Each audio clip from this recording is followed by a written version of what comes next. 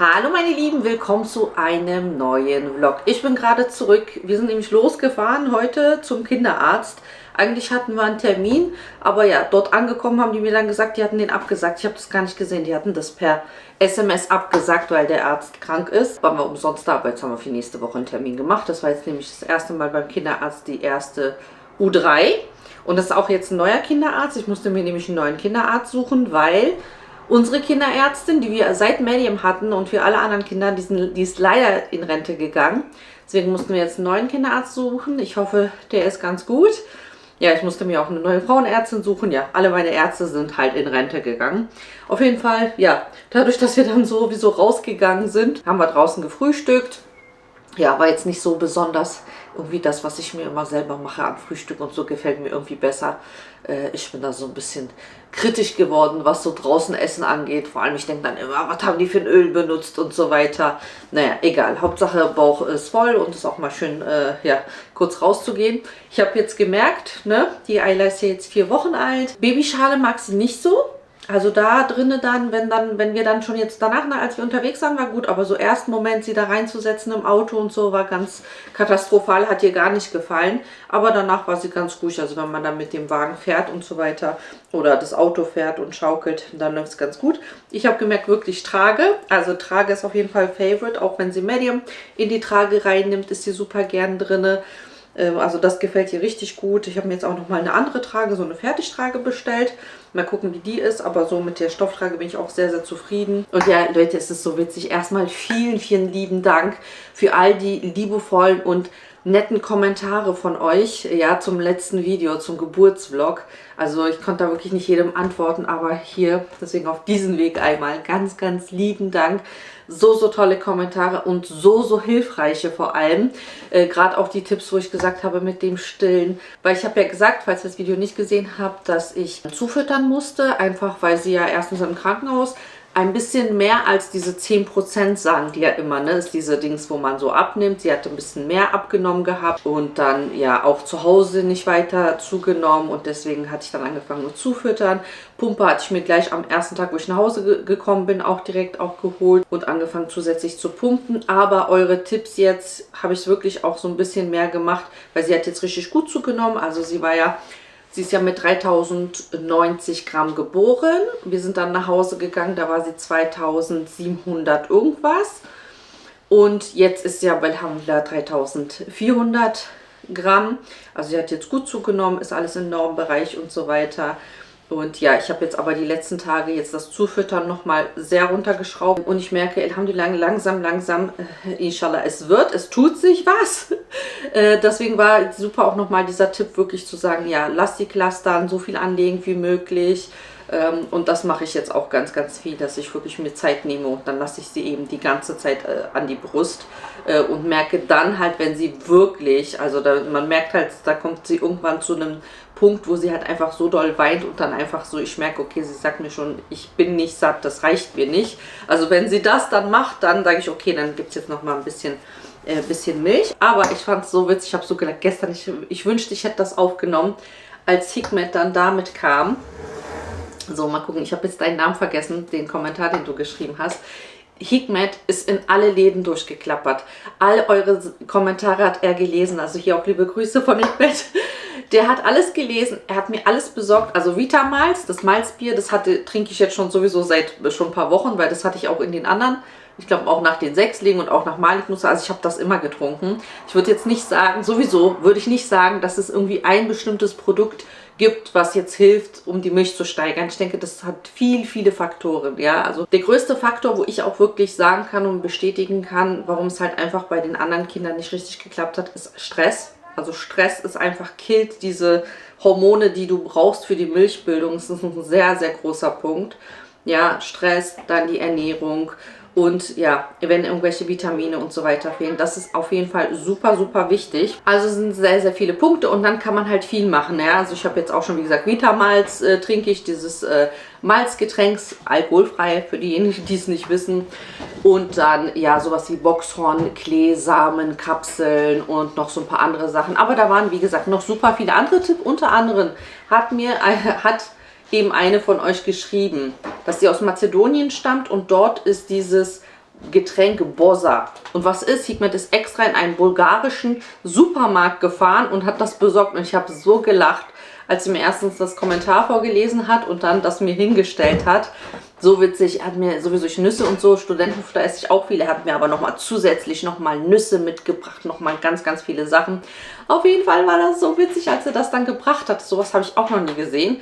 Das ist nämlich ein typisches Getränk. Das gibt es wohl auch in der Türkei. Eigentlich besteht das nur aus Weizen und Purified Water und gereinigtem Wasser. Also es ist auch so ein fermentiertes. Ich dachte, das ist ja dann wie Brottrunk. Denn es ist ja nur aus Weizen und das sieht auch so aus, einfach sieht aus wie püriertes Brot. Und ich nur so, was soll das? Wie soll ich das trinken? Das riecht auch wirklich wie so flüssiges Brot. Aber geschmacklich muss ich sagen, man merkt, dass es fermentiert ist. Ist das ganz okay. Also es ist nicht so eklig. Es schmeckt sogar so leicht süßlich. Ich denke mal durch die Fermentation. Ja, jetzt kommen die Kinder auch langsam alle aus der Schule. Sehr, sehr interessant. Ich weiß nur nicht, wie viel ich davon trinken soll. Ich dachte mir jetzt, ich trinke einfach so jetzt mal täglich so ein Glas, weil ich weiß ja nicht, was das vielleicht mit dem Darm oder so noch macht. Wobei mein Darm, Alhamdulillah, ist sehr, sehr gut präpariert. Ich trinke ja wieder ganz jeden Tag mein Kefir und so weiter, mein Kefirdrink und so. Aber ja, eure Tipps werden auf jeden Fall umgesetzt. Wisst ihr, wie ich finde, wie das schmeckt? Wie Aschure. Also es hat richtig so Geschmack von Aschure. Nur halt, dass da nichts drin ist. Danke auf jeden Fall nochmal für eure Tipps. Bin mir nochmal, auf jeden Fall du, liebe Süße, die mir das geschrieben hat mit diesem Getränk, wie viel ich davon trinken soll. Und dann gucken wir mal. Ich werde auf jeden Fall meine erfolgreichen Tipps dann später nochmal vielleicht separat für euch teilen, wenn es euch dann interessiert, wenn ich das dann hingekriegt habe und dann, ja, es schaffe, jetzt komplett voll zu stillen und gar nicht mehr zuzufüttern. Das wäre mein Wunsch. Ansonsten, ja, gehen wir jetzt gleich in den Garten. Wir haben übrigens auch jetzt vor ein paar Tagen, da ist sie ja 4 Wochen alt geworden, ein süßes Fotoshooting gemacht. Ganz, ganz schnell, kurz, da hat ja Hikmet so eine Rasenfläche extra gelassen, weil da die ganzen Gänseblümchen, ich glaube, das nennt sich ja Gänseblümchen waren. Und da meinte ich habe extra da nicht den Rasen gemäht, so eine runde Fläche, falls ihr da mit Ayla Fotos machen wollt. Und genau das haben wir ganz, ganz schnell gemacht. So süße Fotos hat Meryem gemacht. Ey, wirklich, die hat so ein krasses Talent dafür, so ein gutes Auge. Also es sind so, so tolle Bilder geworden.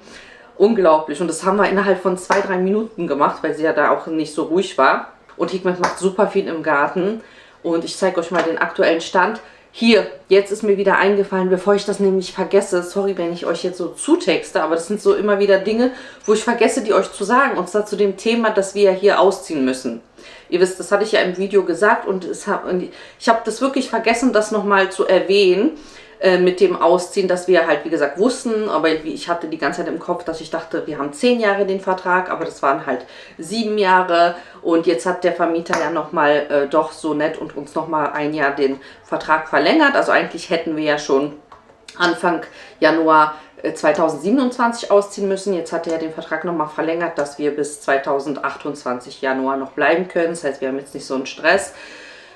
Aber ja, es steht auf jeden Fall ein riesen Umzug an. Was ich sagen wollte, weil so viele meinten, ja, ihr macht so viel im Garten, das ist doch total schade. Also erstens das und zweitens, ja, warum müsst ihr denn raus? Der wird nie wieder so tolle Mieter bekommen wie ihr und so weiter. Und da habe ich nämlich vergessen zu sagen, dass dass wir wussten halt, wenn wir rausgehen, das wird hier alles abgerissen. Also er hat hier ganz andere Pläne mit dem Grundstück. Das ist ja ein riesen Grundstück. Also soweit ich weiß, wird dieses Haus abgerissen. Also es hat nichts damit zu tun, dass er ja jetzt dann gleich hier in dieses Haus andere Mieter kommen oder so, sondern wie gesagt, das wird wahrscheinlich alles abgerissen.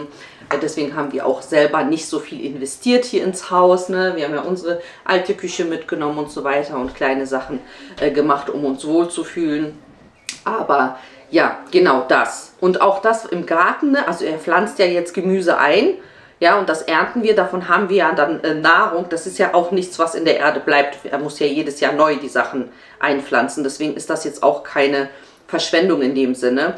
Oder zum Beispiel hatte er von den halbtoten Apfelbäumen und so weiter was abgezweigt und die neu eingepflanzt. Und die hat er jetzt auch extra in Kübel eingepflanzt. Also was er alles auch macht, ist auch so, dass wir das hoffentlich alles mitnehmen können. Ja, sodass wir halt auch zum Beispiel die Bäume, die er jetzt nochmal gerettet hat und einzeln abgezweigt hat, in Kübel reingemacht hat und so weiter. Das nehmen wir dann inshallah alles mit. Ja, also das kannst du halt alles was sozusagen langlebiger ist und irgendwie eingepflanzt wurde, werden wir dann wahrscheinlich auch inshallah mitnehmen können und umpflanzen können. Also wir investieren jetzt nicht sozusagen irgendwie jetzt Geld so in den Garten oder wenn er jetzt da gräbt, er macht jetzt da eine neue Beete und so weiter. Das ist wie gesagt jetzt nichts, was jetzt auf Dauer ist, sondern wir haben halt einfach was davon, weil wir halt dieses Jahr und dann nächstes Jahr auch noch eben unser Gemüse und Obst ernten können. Also das ist ja sowieso nur zum Vorteil für uns und ich freue mich total für Ayla, dass sie dann ja vielleicht dann ein paar Monaten oder dass ich schon zum Beispiel ein paar Sachen von dieses Jahr einfrieren kann, dass falls sie mit der ersten Beikost und so weiter anfängt, dann einfach ja unser Gemüse und Obst nutzen kann. Ja, in schöner, wo ich weiß, ne, alles tolle Bio-Qualität. Also da freue ich mich irgendwie nochmal ganz besonders drauf. Deswegen, wir gehen direkt auch raus. Ich zeige euch mal ein Update vom Garten. Da kann ja auch mal Hikmet sagen, was er da jetzt alles eingepflanzt hat. Hikmet, Ja. können Sie mal erzählen, was ist der Stand hier im Garten? Das interessiert uns ja alles. Was hast du dieses Jahr alles geplant? Wo wird was eingepflanzt? Weil ich habe keine Ahnung. Du bist der mit den grünen Daumen. Ich halte nur ein paar Hauspflanzen am Leben. Mehr kann ich nicht. Und ich bin sehr, sehr gespannt. Ja. Mit was können wir dieses Jahr rechnen? Hier hast du ja noch nichts eingepflanzt. Das ist ja die Fläche, wo ja immer unsere Tomaten, ne, dieses Jahr überdacht. Ja. Du weißt ja, hier kommen die Tomaten, 5 verschiedene. Kommen dann wieder Da, die Gurken. da siehst du, dass die Gurken da sind. Also kommt hier 2 Reihen Gurken. Und das letzte, die Stangenbohnen sind schon drin. Ach, die sind schon drin, Die sind schon drin. Ah, Die okay. müssten jeden Augenblick rauskommen. Jeden Augenblick. Ja. Okay, sehr schön. Ja. So, also das ist die Fläche, das war jedes Jahr eigentlich immer das Gleiche, was hier drin war. Das ist unser Herzstück. Aber das muss man ja auch noch dazu sagen, du preparest, also das deutsche Wort, Ja, ja. du bearbeitest ja die Erde jedes Jahr aufs Neue. Ne? Immer mit seinem Vogelmist, ne? Umgräbst du ja alles, machst nochmal alles frisch. Aber jetzt nochmal frische Erde hast du nicht gemacht, oder? Nee. Nee, ne? Nur die Erde, die da ist, aber nochmal aufgepeppt mit dem Gedüngt. Vogelmist. Ja, die ist schon seit... Für die Leute, die jetzt fragen, die wollen auch Vogelmist kaufen. Gibt es das irgendwo zu kaufen oder ist das, muss man wie du Ja, jetzt jemanden kennen, der Tauben züchtet, Tauben hat? Kann man nachforschen, was in der Nähe vielleicht ist. Das kommt ja eine Menge raus. Es haben ja viele Leute, die Tauben züchten, Ja, ne? ja. Dass man da Muss man vielleicht gucken, einmal ob man- anfragt. ob man in der Nähe was hat. Ich denke mal, jeder Taubenzüchter wäre froh, wenn er die Kacke los wird, oder? Ja. Vielleicht kann man auch selber Hand anlegen. Das haben die gerne, die Leute. Und nimm und... Weil, zahlst du was dafür? nee, Ja. Ja, ich meine, dafür zahlt man. Aber es ist Gold wert. ja, okay. Also man kann es mit Gold abwiegen. Okay, alles klar. Was haben wir denn hier Schönes? Hier haben wir wieder unsere Erdbeeren, aber ich sehe schon, das ist ein bisschen sehr noch durchwachsen hier. Ein bisschen, Ja, da stört dieser Rasen. Normalerweise wollte ich den komplett wegpflügen und neu ansetzen, aber du weißt ja, das ist ja mittlerweile viertes Jahr oder viertes Jahr. Also das waren jetzt Erdbeeren, die jetzt immer wieder neu kommen, ne? Ja, aber irgendwann ist Schluss. Irgendwann ist Schluss, weil ich Aber- merke, es ist weniger als letztes Jahr. Ich hatte jetzt auch neue angesetzt gehabt. Mittlerweile kommen die auch raus. Normalerweise wollte ich hier komplett sauber machen, um Ja. diesen Rasen wegzukriegen. Wegen dem Rasen wächst auch nicht so viel. Ja, Ja. okay. Zu viel Unkraut sozusagen. Naja. Aber was Besser hier wie ist, guck nichts. mal, hier kommt eine Zitronenmelisse raus einfach. Ja, weil wir hatten hier auf der Terrasse, wahrscheinlich hat sich da übertragen. Petersilie, das ist Thymian, Estragon, hier ist Liebstöcke und Cocktailminze hast du hier. Ja, beim letzten Video hast du ja diese Kübel sauber gemacht. Die sehen ja richtig toll aus. Ich finde, der Platz ist richtig schön hier. Auf der Seite, das ist ja das hat man ja auch in den letzten Videos gesehen, da hast du ja hier diesen Rand hier ganzen gemacht, ne, komplett. Was hast du da jetzt eingepflanzt? Hier habe ich schon, das war mein Traum gewesen, hier komplett den Rasen wegzumachen. Das haben wir mit den Kids, mit den Jungs sozusagen in einem Tag geschafft. Da ist jetzt Aubergine und da kommen noch Peperoni, verschiedene Peperonis noch rein. Aubergine und Peperoni. Ja. Okay. Ja, aber ich habe schon vorhin erzählt drinne, ne, weil viele sagen, oh, ihr macht hier so viel, obwohl ihr rausgeht. Aber das ist ja, diese Steine zum Beispiel, das hast du jetzt gemacht, weil es schön aussieht, aber das hattest du jetzt da. Das hast du hab nicht ich da- extra gekauft. Das habe ich da. Ne, also ja. wir kaufen jetzt nicht extra irgendwelche Sachen, jetzt investieren hier Geld. Wobei ich meine, das nimmst du bestimmt alles mit. Also ich gehe mal davon aus, wenn wir irgendwo umziehen, dann wieder was mit Garten. Ohne Garten geht gar nichts. Ich glaube, wir können nicht irgendwo umziehen, wo es keinen Garten gäbe, oder? Ja. Das geht gar nicht. Das kann man ja geht alles nicht. mitnehmen sozusagen. Ja. Wenn du willst, kannst du ja sogar den Rasen mitnehmen, oder? Den Teppich wie Teppich einrollen Ja, und den Rasen mitnehmen. Kann man auch. Ja. Ja. Hier Rotkohl, Spitzkohl ist hier noch drin Ja. und Kohlrabi. Und das weiß ja was. Das, Ja, super. Ich hatte auch gesagt, wieder Kohlrabi, weil dieser eingelegte Kohlrabi schmeckt so lecker, den wir machen. Da hinten werde ich heute, wenn du Zeit hast, mit den Jungs dann Hand anlegen und die Kübel leer machen oben. Und dann Paprika? kommt da Paprika, Wieder Kapia, Paprika. diese rote Spitzpaprika. Spitzpaprika, Ja, super. ja.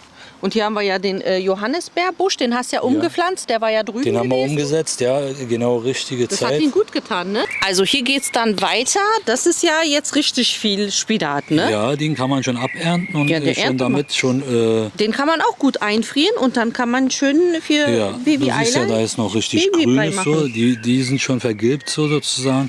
Man müsste das schon gerne ernten sozusagen. Ja.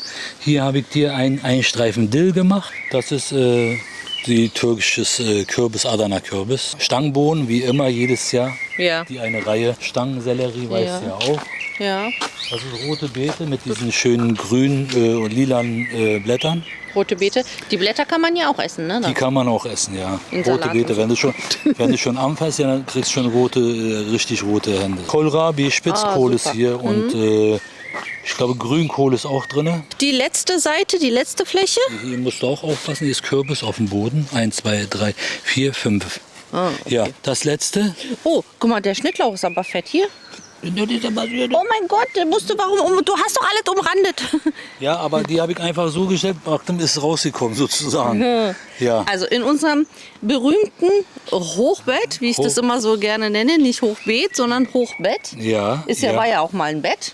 ja, die Zwiebeln müssen groß sein hier unten. Da haben wir hier Spitzkohl, habe ich gesehen, Brokkoli habe ich gesehen. Ja, richtig. Rotkohl ist hier drin. Blumenkohl. Hier sind noch die ganzen, also Tomaten, die Spitzpaprika, die rote. Hier ist noch Zucchini, Und hier haben wir Stangensellerie, sehe ich. Auch rote Beete, Kohlrabi. Stangenbohnen auch wieder hier. Alles, was hier Stangenbohnen mit den ist auch schon Blätterdings ist. eingesetzt, genau. Ne, also eigentlich, was jetzt dieses Jahr relativ neu ist, ist ja jetzt Spinat hatten wir noch nicht. Ja. Was hatten wir noch nicht? Paprikaschote zum Beispiel aus der Türkei, richtig kräftig große, fleischige, rote Paprikaschote zum Beispiel, die da auf dem Boden liegen noch. Ich habe Artischocken. Na, das ist ja was für Medium. Die isst ja so gerne Ja, Artischocken. da liegen sie, da habe ich die hochgezogen. Und da bin ich mal gespannt, was das wie die Ich bin werden. auch gespannt. Also das- Hokkaido haben wir. Da bin ich ja jetzt mal gespannt auf dieses Jahr. Das ist ja viel, viel mehr Auswahl, als was wir letztes Jahr hatten. Also definitiv noch mehr anderes Gemüse, was wir noch Ja, nicht hatten. wenn Gottes will, gibt es dieses Jahr eine Rekordernte. Sehr schön, inshallah. Super. Super. Heute ist Opferfest, Kurban Bayram. Und es ist hektisch, jetzt mit Baby sowieso. Ich komme echt nicht dazu, richtig zu vloggen, so wie ich es gern hätte vor allem. Ja, jetzt haben wir uns alle ready gemacht, Essen ist fertig. Ich habe gar nichts gemacht, ich zeige euch gleich. Das meiste hat Miriam gemacht, zeige ich euch gleich, was es heute alle gibt zum Essen. Dann wollt ihr auch noch so coole Getränke machen. Kommt ja immer so auf TikTok und so irgendwelche gehypten Getränke. Das macht sie noch. Solange noch das Wetter schön ist, machen wir jetzt noch ein paar Family-Bilder. Ich glaube draußen auf dem Rasen. Besuch kommt noch. Also es ist hektisch, aber ich gucke mal, wie weit ich schaffe, euch mitzunehmen. Aber Wetter jetzt gerade noch, weil meine Hormone immer noch sowieso schwitze ich regelmäßig. Und dann noch das Wetter dazu. Oh, ganz schlimm. Gar nicht gut für mich. Heute ist es schön. 22 Grad. 22 Grad. 22 Grad, das kann bleiben. So gefällt es mir. Ich habe Cookies gerade gebacken. Die nächste Ladung ist auch im Ofen. Hier sind auch welche, die sind ein bisschen zu brown geworden. Aber das ist nicht so schlimm. Also noch sind sie nicht verbrannt. Die sind wirklich nicht verbrannt. Wirklich. Ja. Da ist ja mein Usa. Hier ist Ayla, Aydama. Ich habe jetzt hier Getränke vorbereitet. Das soll anscheinend richtig lecker sein. Die sehen auf jeden Fall toll aus.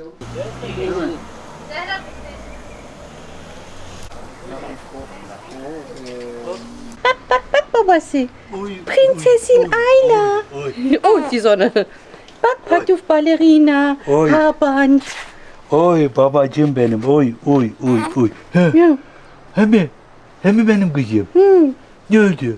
Prinzessin Ayla. Hem onun işte bantını yiyeyim ben. Hem bebe. Ballerinaya bak. Hem yiyeyim bak.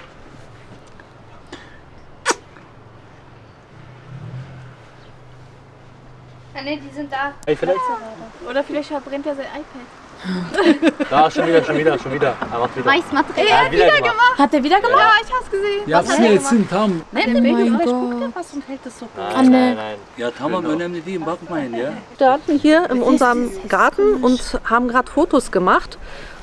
Und wir haben ja hier so gegenüber ein nettes Haus. Und da ist schon ein Nachbar, der eigentlich fast jedes Jahr den Kindern gerne den Stinkefinger zeigt. Keine Ahnung wieso, weshalb, warum. Das ist jetzt öfters vorgekommen. Während wir hier gerade Fotos machen wollten, stand er da auf dem Balkon mit seinem fetten Tablet und hat Fotos gemacht. Keine Ahnung wieso, weshalb, warum. Okay, lass mal das zur Seite. Aber dann haben wir gesagt, hallo, was soll das? Und er hat dann einfach den Stinkefinger gezeigt.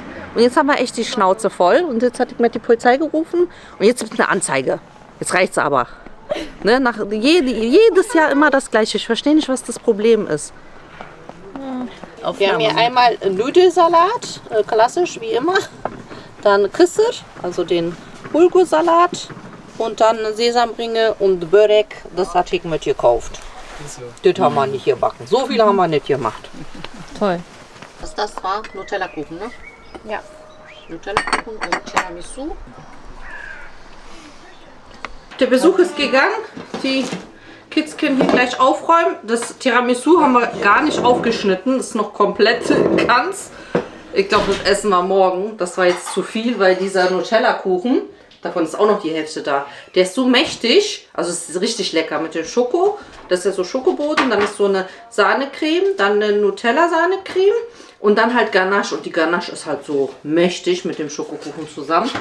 Also hier ist noch viel Essen, können ich später essen. Polizei war da, Anzeige raus. Das reicht jetzt wirklich. Also es war jetzt jahrelang immer der gleiche Nachbar, der auf dem Balkon sitzt und meint regelmäßig den Kindern den Stinkefinger zu zeigen.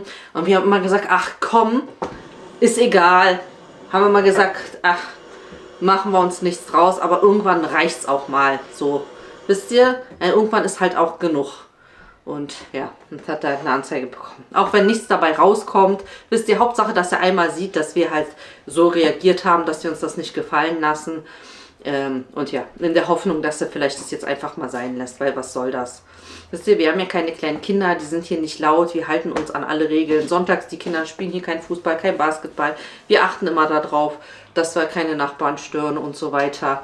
Also ich finde, wir sind sehr, sehr vorbildlich und die ganzen anderen Nachbarn, so die ja auch in den Einfamilienhäusern und so weiter leben, mit denen verstehen wir uns ja allen super. Ist halt nur dieses, dieses Gebäude, wo mehrere Leute wohnen, wo dann halt ja die eine Person, keine Ahnung, von Beginn an sich irgendwie von uns gestört fühlt, was auch immer, weshalb immer, warum, egal. Naja, gut, so viel dazu. Also, ich muss jetzt auch die Kleine, ich sag's euch, ne, wenn die so bei mir ist, die ist die ganze Zeit ruhig, die meldet sich auch gar nicht, die müsste jetzt schon längst essen, die hat jetzt bestimmt schon Hunger. Aber sobald ich sie hinlege, ist sie wach. Aber solange sie irgendwie auf mir schläft, bei mir schläft, ist sie ruhig. Sobald ich sie irgendwie weglege in ihr Bett oder so, dann geht der Alarm los. Also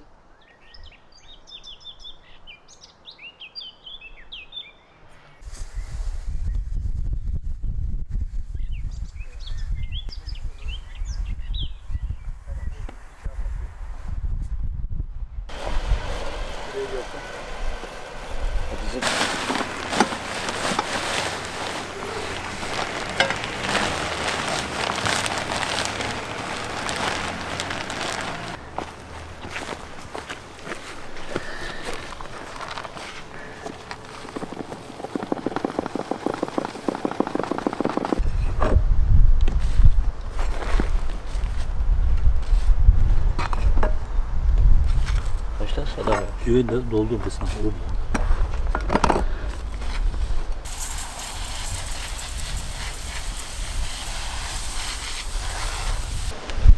Bismillah.